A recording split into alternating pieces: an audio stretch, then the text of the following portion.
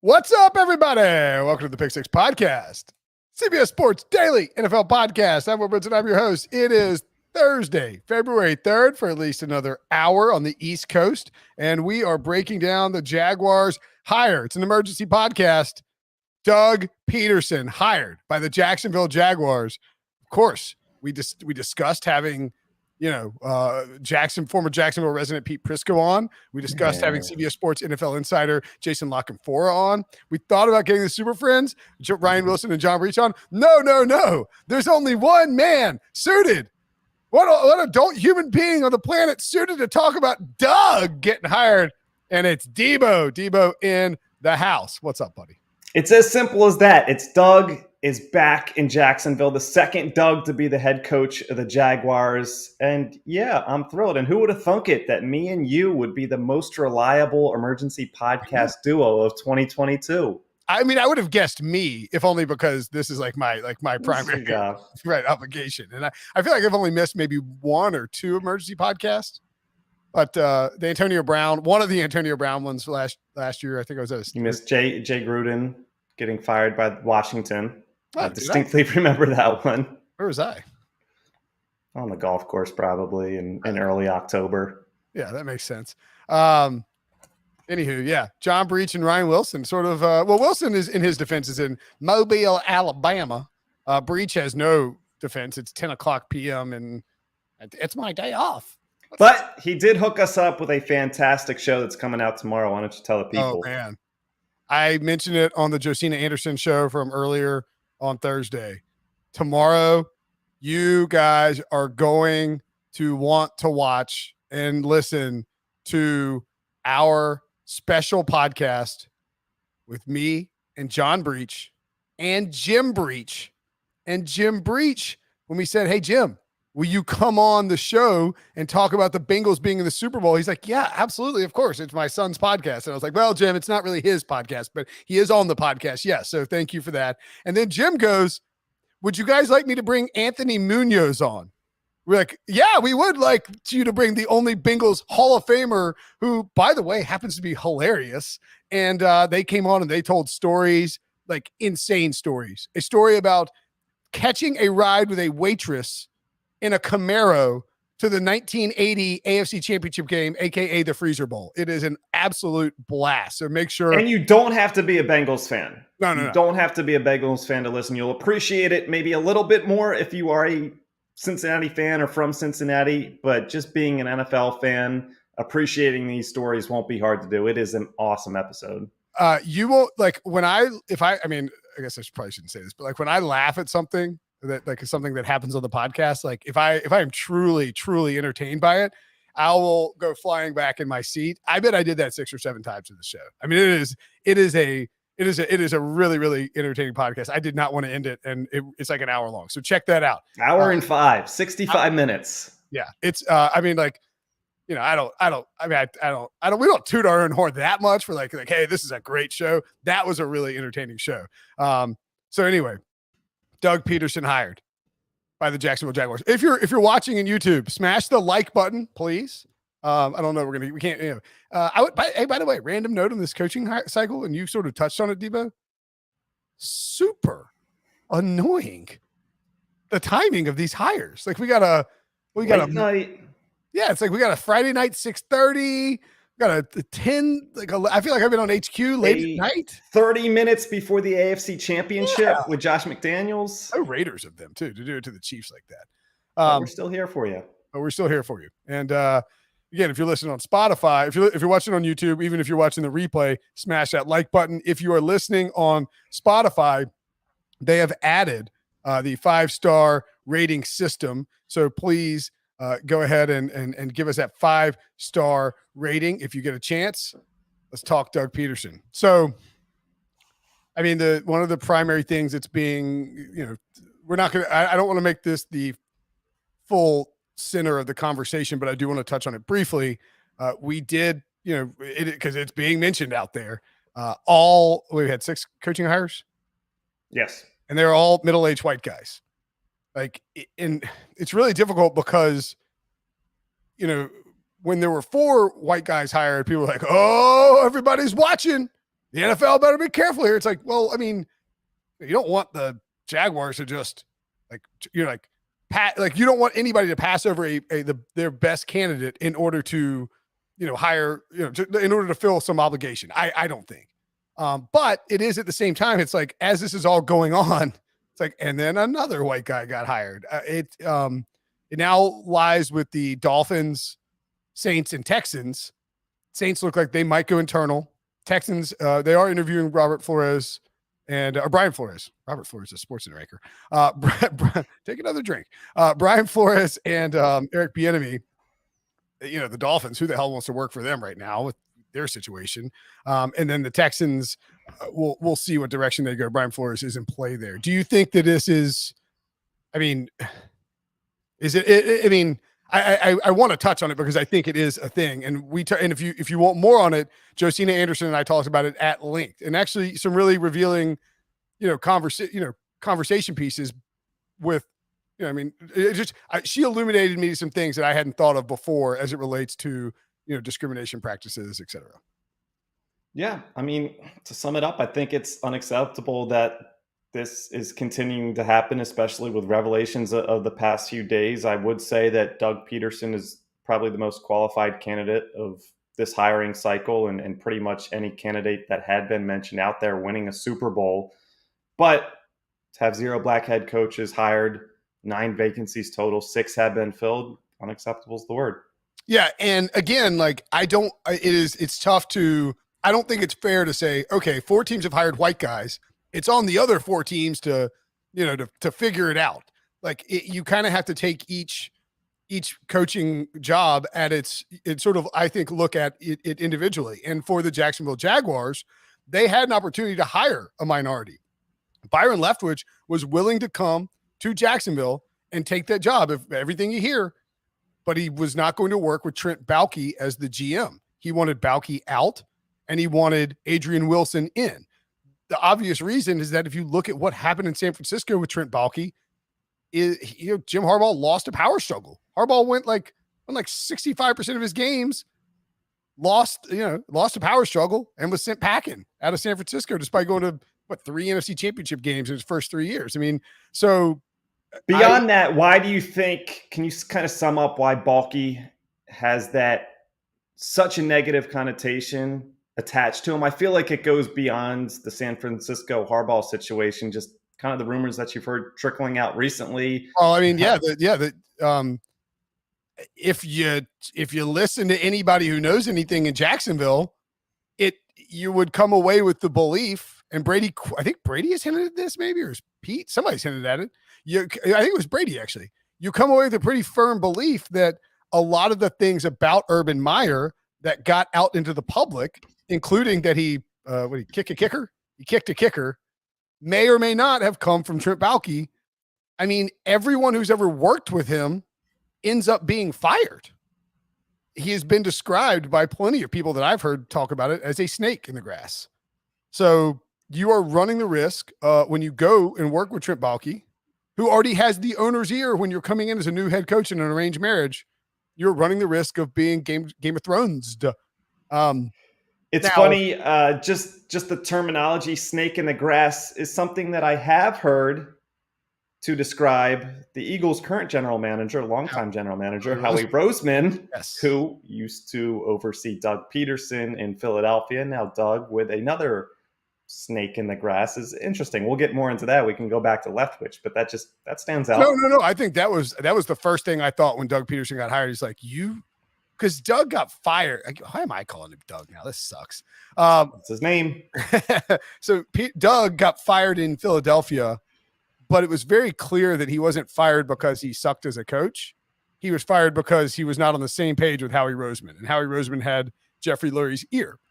And I've said, I think it's one of those situations where he wasn't super upset that he was being let go by the Eagles. Right. Because of that situation. He accomplished what he came there to do. 5 seasons, the most significant coach in Eagles history. That's why. I mean, is that right? He won a Super Bowl. Yes, it's right. Okay. I mean, he won the Super Bowl. It's hard not to. I'm not saying the best. Nick Foles is the most significant quarterback in Eagles history. I'll use that word. It's a Super Bowl. Okay. Yeah, I mean, Doug Peterson went 42-37-1 in his 5 seasons with the Eagles, 7-9 his first year, 13-3 when he won the Super Bowl in his second year, 9-7, 9-7, 4-11-1 in that final season when they were really decimated by injury too. In 20, how was that only last year? My God, it feels like it was so long ago. So Doug took the 2021 season off and now is coming back to Jacksonville. I think it's fair to have concerns about the Baalke stuff, and how they will work together. I did see Jason Lockenfora tweet, our of course friend of the podcast and CBS Sports NFL Insider, tweeted that I got to sift through these heavy metal tweets. JLC. Interest in a recently fired GM, right? Yeah, Doug Peterson will be the next head coach of the Jaguars, working on finalizing contract now. Remains to be seen if former Vikings GM Rick Spielman joins him in front office capacity. Now, that's really... Now, what do you... Oh, sorry. Ahead, sorry. No, ask it. What do you think that structure would be? Spielman ahead of Baalke? I would... That's possible. Because, again, look, this Jacksonville Jaguars job has a lot of things to like about it. But it also has Trent Baalke, and I would just be surprised. So, you don't often get more than 2 shots as a head coach. I mean, like what John, I'm just trying to think of like the guys who got, like John Fox, is the first one that comes to mind with Carolina, Denver, and he went to a Super Bowl with each of the first 2 teams. So, that's why he was able to secure that job. Adam Gase, Rex Ryan only got 2 shots, right? Counting Belichick? I mean, Belichick would get a 3rd shot if he got fired. No, I'm saying, Cleveland, Jets, and oh Patriots. No, I don't count the Jets. Yeah, because he walked away. Yeah, good call. Even big name head coaches who have won a lot don't often get. It's just hard to get 3 chances. So Doug Peterson, with a Super Bowl in his back, with a Super Bowl on his resume, would in theory want to be particular about the job he chose. So I would guess that after Byron Leftwich went to the Jaguars and said, I want Baalke out, I want Adrian Wilson in, and the Jaguars decided not to do it. I mean, Trent Baalke's in the building. It's easy to see how he would convince them not to do do that. Which, by the way, we'll talk about Doug's balls later on. Clarity in the chat is a good point. Parcells, far more than 3 jobs. For sure. Yeah. But what do you have? New England, I would just say Jets, Cowboys, Dolphins. Did he coach in Miami, or is he just the front office guy in Miami? Giants, obviously. Giants starting with the Giants. Yeah, won the Super Bowl. Giants. What am I talking about? Anyway, I think it's possible that you could see like Trent, maybe Doug Peterson went to the Jaguars and said, "Look, I'm not going to make a demand that Trent Baalke be out, but I need a buffer. I need someone." I want someone who is aligned in my vision in the front office to help me do this. So maybe Rick Spielman, who was going to be promoted, we heard, to a VP of football operations job in Minnesota before he was let go. Maybe he gets that title in Jacksonville with the ability to sort of be a buffer between Trent Baalke and Shad Khan. I mean, that's just a guess. I don't know. I would be very surprised if Trent Baalke was demoted immediately and Rick Spielman was the GM. I think it's more likely he would be in like a Tom Caldwell position where he does have, if Baalke did something like try to make a power play, he would have the authority to squash it. You know what I'm saying? That would be my. And I think interesting to note that Spielman, I think, pretty well regarded around the league, but also had a falling out with his head coach apparently in Mike Zimmer. I think Deion Sanders kind of spilled the tea a little bit on that one. Sanders being super close to Mike Zimmer, but saying that Spielman and Zimmer didn't talk for the last 3 months of the season. That's wild. I don't know if we're to blame Spielman, Zimmer, or both on that one, but that's bringing just a little bit of baggage potentially to Jacksonville when you're talking about the interaction with head coaches. But yeah, I think you're the one, when we rank the head coaching vacancies, put the Jaguars at the top with the qualifier. If Trent Baalke is around, then it probably slides down the list a little bit. And you're right, Doug Peterson probably had a decent selection of jobs. Talking about the job that we talked about last night, if you're Doug Peterson, knowing kind of the power structure, would you rather be in Minnesota or Jacksonville? Yeah, exactly. Great tweet from friend of the pod, Kevin Clark of The Ringer. Trent Baalke has fired 4 coaches in his last 4 seasons as GM, which means he's employed more coaches in 4 seasons than the Steelers have since the merger. Truly amazing. Okay. Let's take a break. And when we come back, we'll talk about how Doug will actually fit with this roster. Next. So Doug Peterson now taking over the Jaguars. I mean, look, you look at this job, there are myriad problems in terms of the roster. They've had so many high draft picks for just the second time in franchise history, because last year was the first. They will have the number 1 overall pick back-to-back years. They have had one winning season in the last, 2017, I think, is their only winning season. Basically since Jack Del Rio was fired. 15-50 since that 2017 season, since they lost to the Patriots in the AFC Championship game. The AFC Championship game. That is, imagine if you were getting $100K for every loss in Jacksonville. And we thought so highly of that defense at the time. Wild. Looking at this roster, there's just massive holes everywhere. They're going to be Cam Robinson and Andrew Norwell, the entire left side of the line. Adios. They're free agents. I suppose they could eventually retain them. They have James Robinson at running back, nice player. Trevor Lawrence at quarterback. I am still very much in on Trevor Lawrence, and I do think too that this was a good buy low opportunity for Doug Peterson, because Lawrence didn't have this spectacular rookie season that would have everyone clamoring for this job, and the Baalke thing, right? His best wide receiver is Marvin Jones, and then Laviska Shenault. It's about all they've got. Josh Allen is a blue chip player as a pass rusher. Miles Jack is quietly getting up there. I mean, he's in his 7th year coming up. Kayvon Chason is a former 1st round pick. God, they already gave up on freaking. Chark will still be back though, right? Yeah, Chark will be coming back. He's a good young player. There's just not a lot of. Tyson Campbell was an early pick. Who's the guy they traded that they already gave up on? Henderson. Henderson, yeah, they traded CJ Henderson. Yeah, so they traded him for freaking tight end Dan. It's so late. Anyway, there's not a ton of. How am I forgetting the guys? Dan Arnold. There we go. It's there's pure not. Pure trade. There's not a ton of talent on the roster. They have a bunch of salary cap space. They have 60 million. Yep, 60 million salary cap space. They have the number 1 overall draft pick, which means they have the number 1 pick in the 2nd round as well, because they had the worst record by far. There is a lot. It is essentially the same setup as it was for Urban Meyer when he came in last year, except Doug Peterson and Rick Spielman and Trent Baalke, in theory, having done this previously, should know how to bring free agents in and, should know how to develop some players. So, this draft is not great, but it is not bad for the Jaguars, because up top, there are some offensive linemen, Evan Neal, and then there's some defensive players like Aiden Hutchinson or Kayvon Thibodeau, who could both go 1st overall. My boy Icky from NC State, the left tackle there too. You want to pronounce it? Kwanu? Yeah, you got it. So all those guys are in play at the top. I also think there's a possibility that with Malik Willis sort of surging, having a big Senior Bowl, maybe he has a big combine.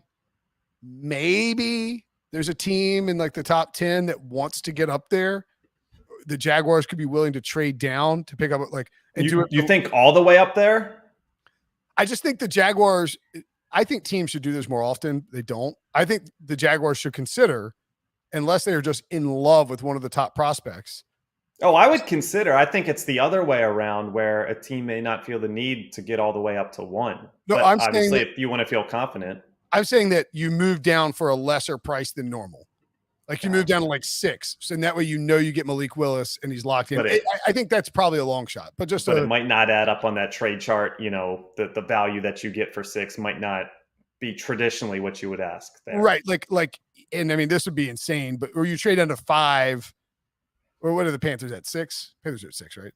Let's say the Panthers want, and Panthers are at 6, Giants are at 5 and 7. And again, we've seen a deal be made between the Panthers and the Jaguars earlier this year. We just talked about it.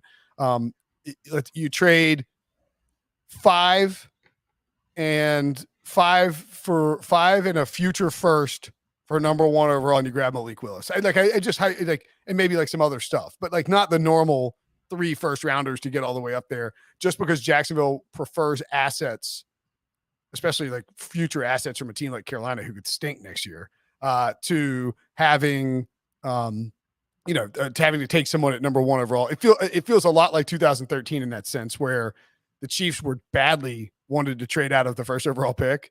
Andy Reid couldn't get out of it. Couldn't. And just had to pick between Eric Fisher or Luke Joeckel. Took Fisher. He eventually became a pretty good player, but he wasn't very good out of the gates. And Joeckel was a disaster for the Jaguars. So, you're kind of stuck at the top, and you have these needs versus the needs kind of match up with the draft, at least for the Jaguars, is what I'm saying. So you can bring in some good young players. You have the salary cap space to maybe add some veterans who can shore up your roster. Like if the Rams win the Super Bowl, would a Von Miller be willing to just get let's say Von wins Super Bowl MVP, has 6 sacks. Would Von be willing to say, you know what?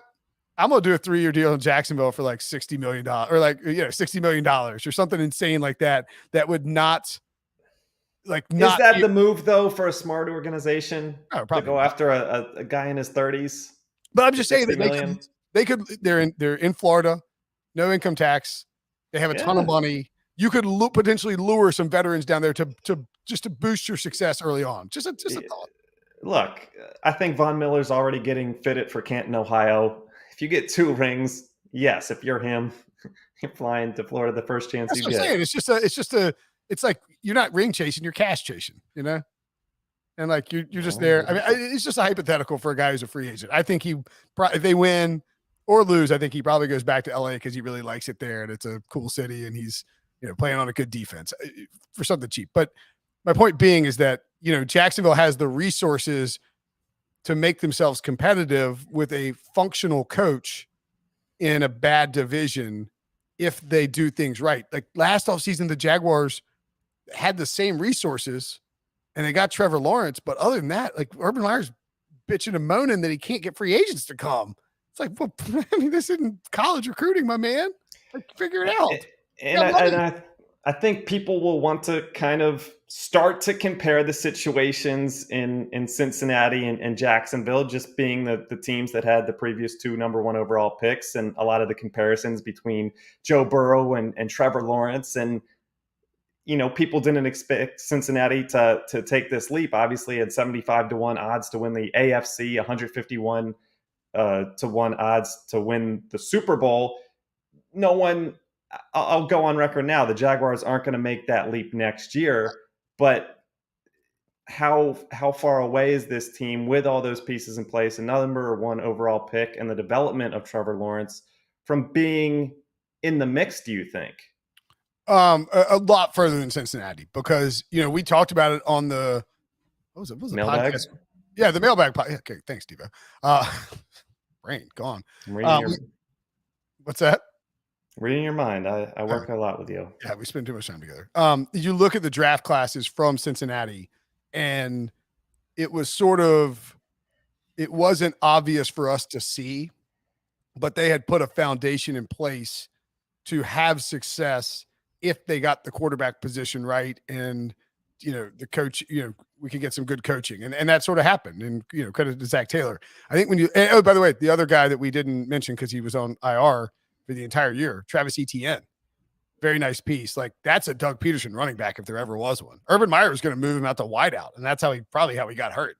Doug Peterson will turn.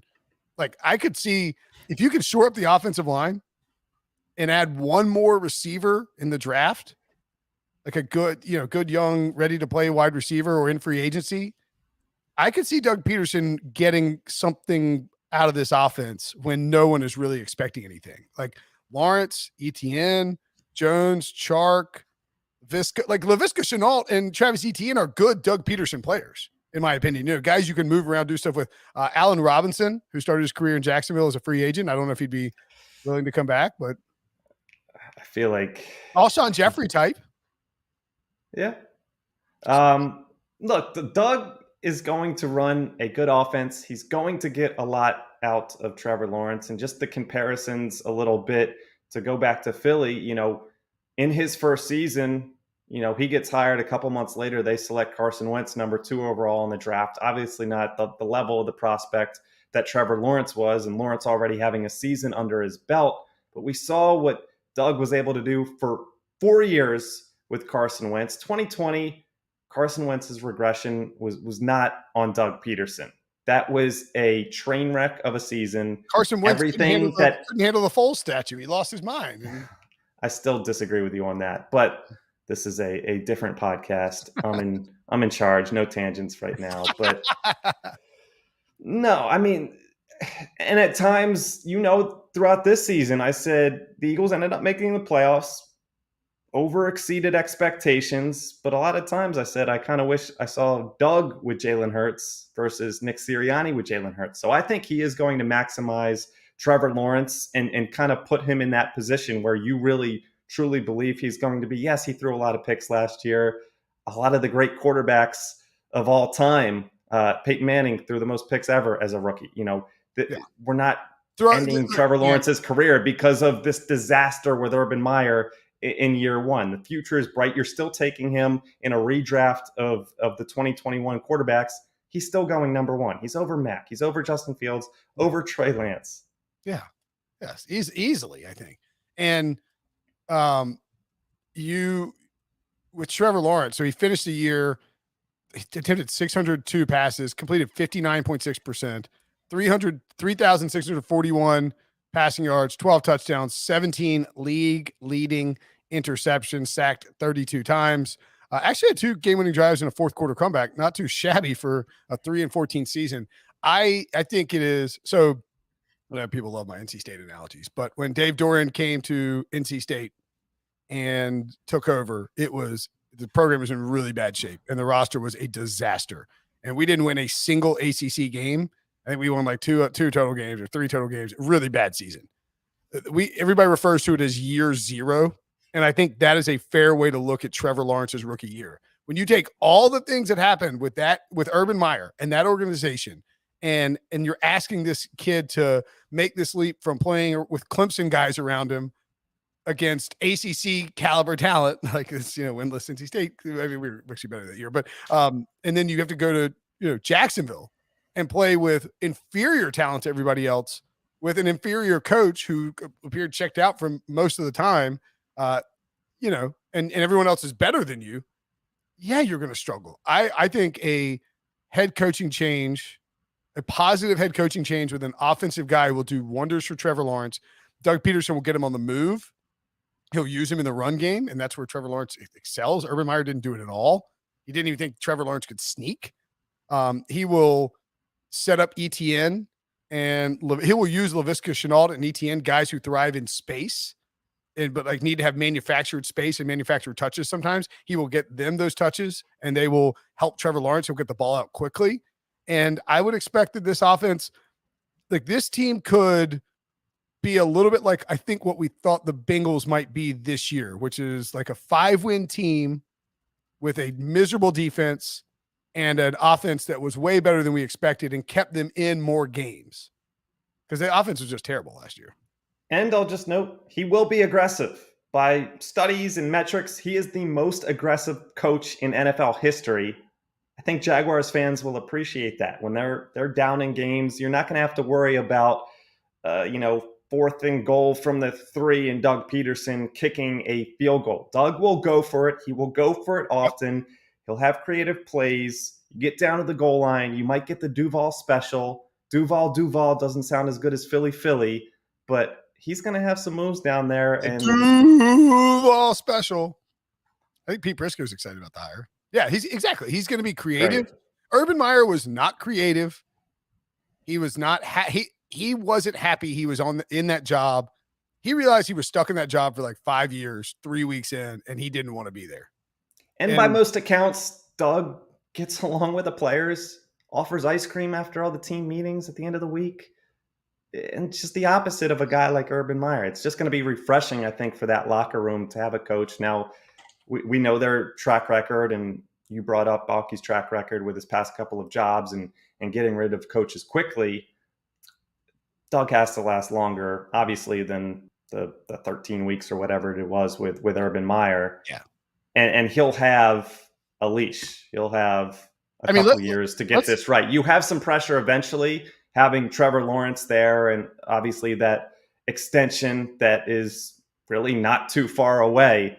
So you got to get it right within 2 or 3 years, but this isn't going to be a situation where you need 8 wins to keep your job next year. So if you look at Jaguars head coaches, and we're going to take out Darrell Bevell and Mel Tucker because they were both interim head coaches. Bevell this year, of course, and Mel Tucker in 2011. But who did they? Oh, they fired Del Rio midseason, and Mel Tucker finished out the season. Urban Meyer, fewest games coached, 13. Mike Mularkey, just 16 games coached, I believe, and I could be wrong here, but that Mularkey was fired by Wayne Weaver and not the Cons, or am I wrong there? He only got, I think that's right. At any rate, Gus Bradley, 62 games coached. He went 14-48. Do you know how patient you have to be to let a man who goes 14-48 continue to coach your team and then like give him a tearful farewell? I mean, and Gus is a great guy, a walking cup of espresso, but you go 14-48 in 62 games, you're doing something right because you should have been fired a long time ago. Doug Marrone, 66 games coached, 23-43. Yes, they had the one winning season, but he replaced Gus Bradley as the offensive line coach. Tom Coughlin, 128 games coached before the Cons, clearly. And then Jack Del Rio, 139 games coached. This is a franchise that has patience in terms of how they handle their coaches, the Urban Meyer thing being the exception. And Debo, we're talking about a coach in Doug, who very easily, I felt like, dealt with the Philadelphia media, and which are a bunch, as I said on HQ, a bunch of like vultures looking for a carcass. Yeah, I heard that. You disagree? No, that's fair. I mean, like, and look, they're nice guys. Like, I mean, like, there's a lot of idiots too. No. Look, I think there are a lot of really smart guys in the Philly media who do a good job, but the Philly media doesn't pull any punches. No, they're going to hound you in those press conferences, and Peterson handled it very, very well. Jacksonville ain't got that, man. There's just low pressure, low focus. Like, you're just not going to be. People aren't going to be all over you. And delivering that Super Bowl in year 2 helps with the Philly media and the Philly fan base to let them off your back for a couple of years. And I had this grace period, and maybe I should have been more critical in year 4 and year 5 where things weren't going the way I wanted to. But I looked back to 2 years prior, and I was just like, all right, the Super Bowl was delivered by Doug, largely, because of Doug Peterson. So that helps. He's not going to win a Super Bowl. I think we can go on record in saying a Super Bowl in Jacksonville in year 2. This is built for the future. This is built for year 4, year 5 of Trevor Lawrence, and the unnamed number 1 overall pick in the 2022 draft, and kind of some of these guys that they might bring in. Some of the mercenaries that they bring in this offseason might be gone. By the way, this is kind of interesting. I just saw. I can't remember if this is whose project this is. I want to say it's like Tannenbaum or Joe Banner or Mike Lombardi, one of those guys, former execs, the 33rdteam.com. Do you know who it is? No. It's one of those guys. Like, it may be Lombardi. I'm not sure. But earlier this offseason, Doug Peterson wrote a piece for the 33rdteam.com called. I missed this from Doug. I'll send it to you in our Slack chat. It's Doug Peterson : How to Build a Super Bowl Winning QB Room. So I think that's interesting. And Doug Peterson's the author, and he's like, whether you're a first-time head coach or a veteran head coach, the ability to establish a strong and stable quarterback room is the most consequential aspect of achieving success in the NFL. It's not behind a paywall or anything. I'll retweet that tonight. I'll retweet it real quick. The real key is having that third quarterback in the room. Nate Sudfeld. That year, Nate Sudfeld. He mentioned Nate Sudfeld in there. I saw that briefly, but I think it's interesting that for our purposes of trying to figure out how he's going to approach this job, that he's got that out there. He didn't mention the roster, but I think you'll see a focus on trying to make sure that he gets a strong quarterback room in Jacksonville. I mean, based solely on that headline. What do you think what is a good year for Doug Peterson in 2022? Can they double the win total? 6-11? It's kind of impressive. They won 3 games, to be honest. Toss Jen Silvius is a good comment in there. Jen Silvius, tax lawyer from California, by the way. I saw that earlier. Can you send that article to Matt Rule? Oh, up high, down hard. I'd love to see it. The Panthers. Yeah. Sorry, go ahead. Who are going to be the Jaguars? Will maybe be in the mix, but like who's in the running to be the worst team? I know you think very lowly of Carolina. Carolina will be bad. You can never boost up, even though we think they're headed in the right direction. The Giants have been a disaster in recent years, but Houston, you would say they're trending upwards. Houston, the Jets are always in the mix. It's also easy during hashtag coaching SZN to get amped up about these terrible teams that hired new coaches. You're like, yeah, Doug's the answer in Jacksonville. Let's go. We're like, oh, the Giants built the Bills plan. Like, oh, it's going to work. And then, I mean, like we were amping up Joe Judge too when he got hired. Yeah, so, I mean, or not we, but like people were, you're more optimistic this time of year for those bad teams. But I would say, I mean, I would be surprised if Jacksonville finished with the number 1 overall pick again this year or next year. Wow. 3 straight. I don't know. No, I'd be surprised if they did. Oh, okay.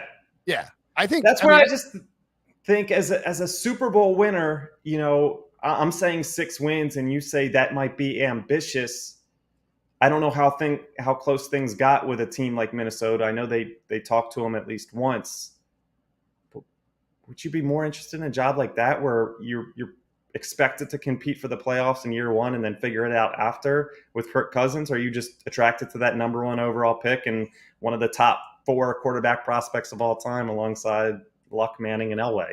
I think that the Aaron Rodgers factor would tilt it if Aaron Rodgers walked away or was traded. Right. If the Packers, then maybe I'm a little more interested in Minnesota. But looking back, I'd forgotten, 2016, Doug Peterson's leading receiver was Zach Ertz, 78 catches, 816 yards. Second leading receiver, Jordan Matthews, 73 catches, 804 yards.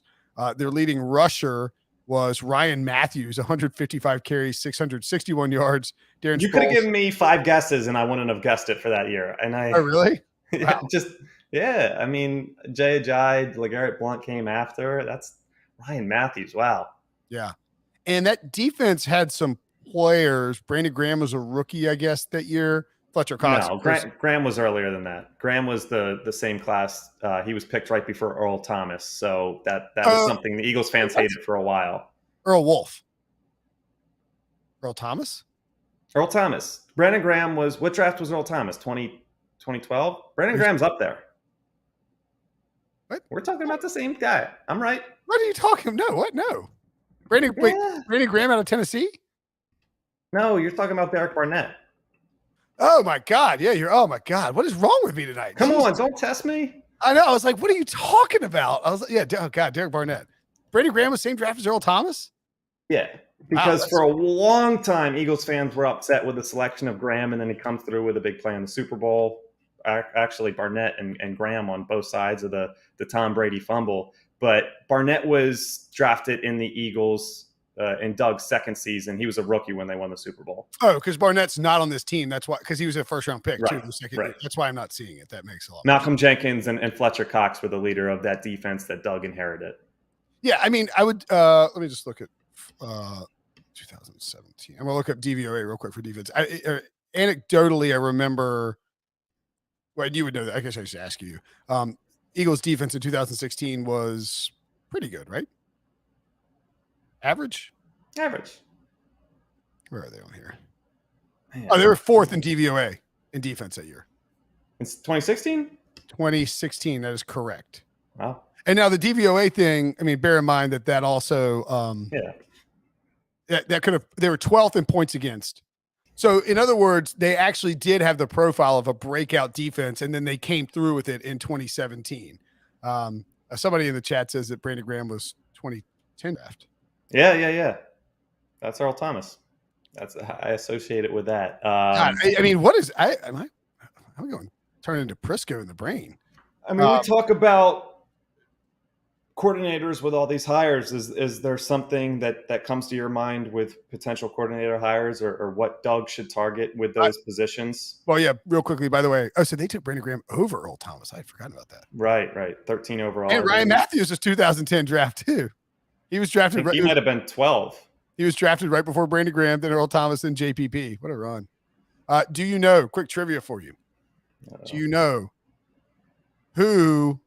what current NFL head coach, you probably know this because we talked about it in the pod, but traded the pick to Seattle that they used? McDaniels. That's right.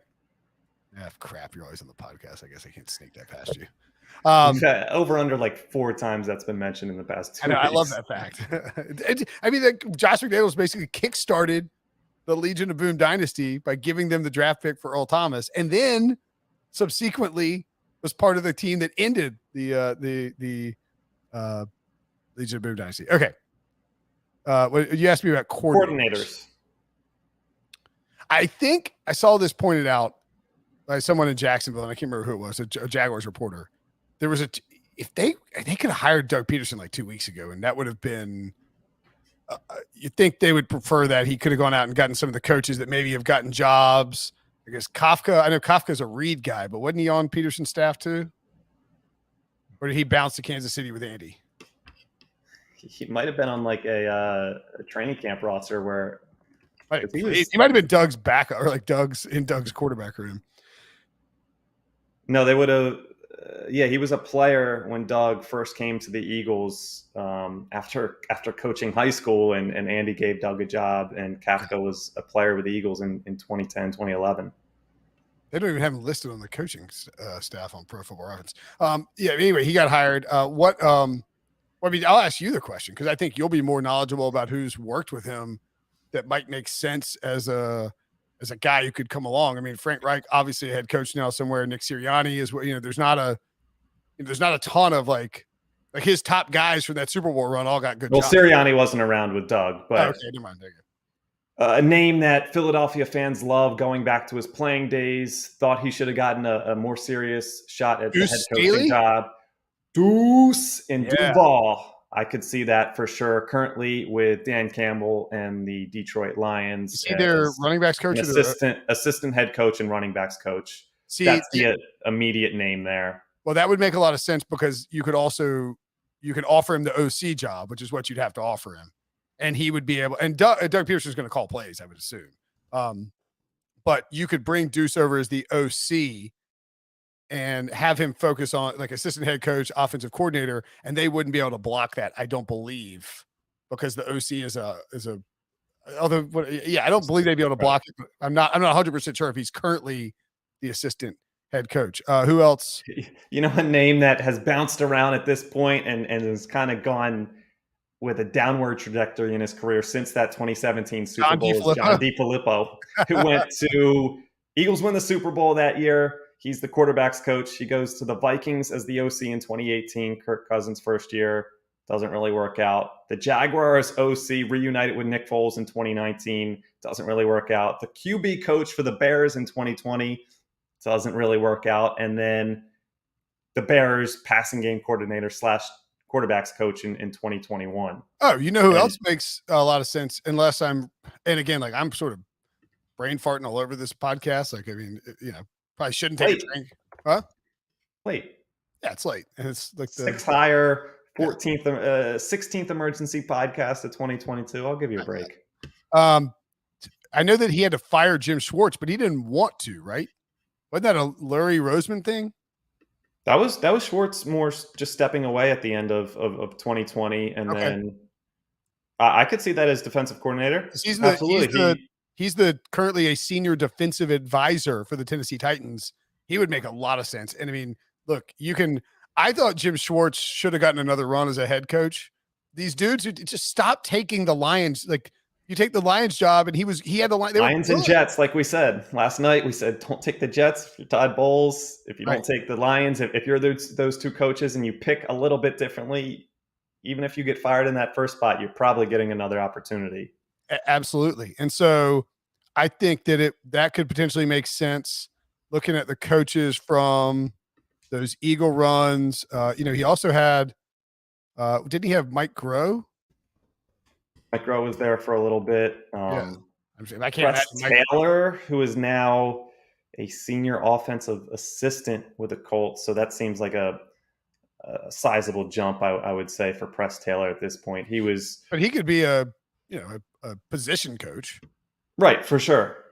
Just talking about filling out the roster. But yeah, OC obviously of interest, but Doug known for calling his own plays, being pretty analytics driven, and relying on heavy analytics within the front office and building out the staff around him, and kind of credits just kind of one of the first guys to have someone in his earpiece telling him to go for it on fourth down, and being one of the most aggressive, if not the most aggressive head coach in NFL history. I mean, that's how they beat the Patriots, was being aggressive when teams are usually not aggressive because they're petrified of what will happen. Oh, Groh was the OC in 2018 because Reich left and took the Indy job. I will say, going back to the infamous head coaching rankings list that got bleep fired a couple of years ago, the reason that I felt strongly about Doug over Sean McVay at that point is because in their respective Super Bowl appearances in back-to-back years, Doug Peterson firmly outcoached Bill Belichick, and then the next year, Sean McVay crapped his pants against his idol and put up 3 points in the Super Bowl while the Eagles put up 31. What was I? Where was I saying the thing about Matt Patricia? Was that to you last night? Yes. Okay. Dude, it all blends together. I don't know what day it is. I've done 50 podcasts and radio hits, and I couldn't remember where it was, but because what were we trying to figure out? Who pooped their pants in the Super Bowl on their side of the ball and then got a head coaching job? Because it was who's the one we were trying to compare it with? O'Connell last night. Kevin O'Connell, yeah. We're like, are we worried if he lays, like, if the Rams lay an egg, is that a bad sign? Yeah, that's right. Jen, just to be clear, I wouldn't necessarily, and I wouldn't say that now, Doug over McVay, but at the time that Sean got fired from this podcast and from CBS Sports in general and sports media in general, forcing him into a law career that I'm sure he's thriving at.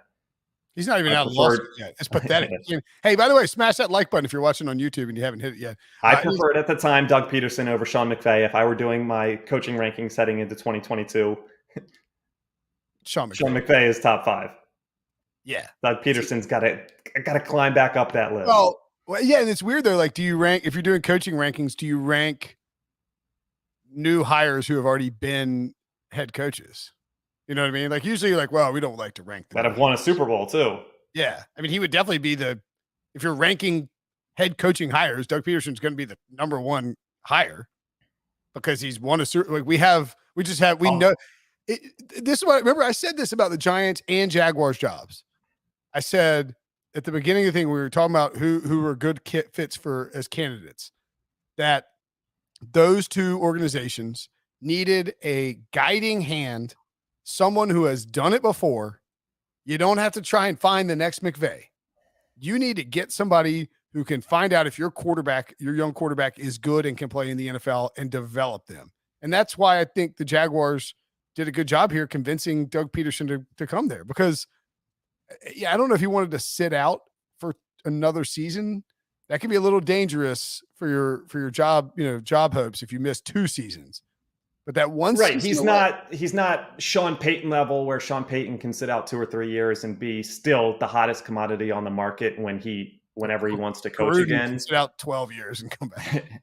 Cower for a certain amount of time, and people are still probably interested in him in his mid 60s. You brought up, he'll be at the top of coaching lists, coaching hires in 2022. I do want to bring up in 2016, and this was cited in Jason Kelsey's Super Bowl speech, but Mike Lombardi ranked Doug Peterson as the worst head coaching hire of 2016. I believe there were 6 or 7 guys hired that year. That And clown, Mike Lombardi. I didn't say it, but maybe. I'm pretty sure if you, I guess it's gotten past this, but it's like if you get it no longer is the first. This is the first thing that pops up when you Google Mike Lombardi. It's been long enough. Where is it? I need to see where it is. Where is? He's like this past off season, and this is Kelsey in a full. What was the suit he was wearing? Like the Mummers Day Parade. Mummers Day Parade suit. And for you young people, you might have missed the Eagles Super Bowl. One of the greatest parades of all time, by the way. He's up on the podium, and yeah, look, you have a Super Bowl parade, you get wasted. I mean, that's just the bottom line. These dudes are slamming beer the whole time, and they are loose as a goose when they get up on the microphone. And it's like, it's just everyone is. It's like, look, you can basically say whatever you want as long as it's not like something offensive to another people. Or you can say to Michael Lombardi, just don't say anything racist or homophobic. You can say whatever you want, and you're going to get away with it. Tom Brady's chucking the Super Bowl around after the Lombardi Trophy around. Anyway, Kelsey gets up there and he said, this past off season, some clown named Mike Lombardi told him he was the least qualified head coach in the NFL. That's a pretty good Jason Kelsey voice. I didn't know you had that in your repertoire. Yeah. It's been a while since we heard Jerry and your Zeke. That was good. My Kelsey's pretty good. Some clown. It's so good. I had to watch that again. Anyway, my man J.J. just said, F you. J.J. funny guy too. They put, what did he say? They put Howie Roseman in a closet for years. Yeah, that's right. Chip Kelly? I don't think he referenced Chip by name. That's right. Put Howie in a closet. So did the NFL delete the deleted the video of it? That's weird. Anywho. All right. Anything else on No, I'm glad we get Doug back on the podcast. I feel like even without him coaching this year, he got brought up a decent amount, but now he's back on a weekly basis. What happens? Just a hypothetical I want to throw out there for the true Pick Six Pod devotees. What happens if free agent cornerback Patrick Peterson decides to cash in Jacksonville on a big deal with a big name veteran free agent? That fits the Von Miller mold. I think Pat would like to get that ring as well. Doesn't have a ring like Von Miller or a chance at one this year. I'm just saying, not that you would not root for the Eagles, but Doug plus Pat P. The Jaguars an easy, I've never had a second team, but they're an easy team to pull. AFC. They play the Eagles this year, which is a great little wrinkle. Hadn't you not bring that up earlier? Doug revenge? I mean, the Eagles in the AFC South, it's Carson Wentz in Indianapolis, we think. Doug in Jacksonville. We might get Jonathan Gannon in Houston. So A lot of Eagles footprints across the AFC South. That's the other thing that we didn't really touch on. The Titans are a very stable, good team. I know they lost to this Bengals squad in their first playoff game, and that stings. And they probably felt like they had a shot at making a run to the Super Bowl. But they're a stable team, but they're not like the Patriots dynasty or the Chiefs, or you feel like if you're Doug Peterson taking over the Jaguars, that man, it's like I know what Indy's got, and it ain't good. Houston's a disaster, and I got Trevor Lawrence, and Titans have Mike Vrabel, but just have Ryan Tannehill and a banged up Derrick Henry. You would have to think that of all the jobs where the division is maybe up for grabs, obviously Aaron Rodgers and Minnesota notwithstanding it, this is probably the best one. That plays a role in me kind of saying doubling that win total. Sure. 6 wins. Houston, I'm not going to say guaranteed 2 wins by any stretch, but you split with Houston, you pick up a couple here and there. And he hadn't beaten the Jaguars in Jacksonville since 2014. As I mentioned, you play the NFC East as your cross-conference division that you play. So there's a path, as some may say. All right, that's a perfect way to get out of here. There's a path to Doug making the playoffs. Wouldn't that be something? What you got next week, Brinson? Oh, besides the Bengals pod tomorrow. Bengals pod on Friday. Oh, yeah. For those watching, smash the like button. 1. 2, we will be doing CBS Sports HQ live from 4 p.m. to 5 p.m. Eastern. I think almost every day next week. Maybe we're missing one day. But if you are a loyal Pick Six podcast listener, fire up HQ. Come hang out with us. Will we be on YouTube too? From LA? From Los Angeles. Not for the Pick Six HQ show. Okay. Not live, but it will make its way to the youtube.com/pick6 afterwards. HQ show will be a little more buttoned up. Yeah. I asked if we could wear hoodies and yoga pants, or like not yoga pants, but joggers. I can't even say my pants right. I'm wearing joggers right now. Like I'm not wearing. It's going to be a little chilly, I think, out in LA. That's what they said. I'm fully prepared to like put on we're on a helipad. But there's people from our Florida office telling you that, so factor that in as well. Yes, yeah, that's the thing. It's like I was looking at the weather; it's like 75. I'm like, this is gonna be balmy and perfect compared to like the Miami Super Bowl. You're down there trying not to just sweat your bees off, you know. All right, Debo. Good show. We'll have more information, of course, about the podcast. There was a Long John's mention. Yeah, I'm not going Long John's. I'm a sweaty North Carolina guy with a beard. There's also a pantyhose mention on the Bengals pod tomorrow. That's right. Jim Breach talked about putting on pantyhose before he kicked in the AFC Championship game. I'm not even kidding. You're going to want to check it out. We'll make sure and tweet it, of course, as well. Thanks for listening. Thanks for watching. You guys are, as always, the best. For Debo, I'm Brinson. We will see you guys later.